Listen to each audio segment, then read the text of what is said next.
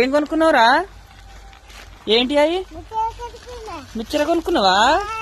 ఇగో మా అల్లుడు మా చిన్నమ్ములు అయితే ఎట్లా వస్తుంది చూడండి.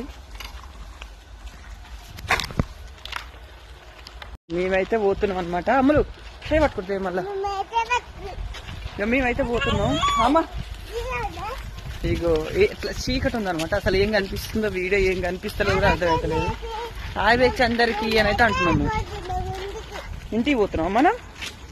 ఇక మేమైతే ఇంటికి పోతున్నాం. అసలు మీకు అమ్ములు కనిపిస్తుందా లేదా కామెంట్ చేయండి. నాకైతే ఏం కనిపిస్తలేదు అనమాట.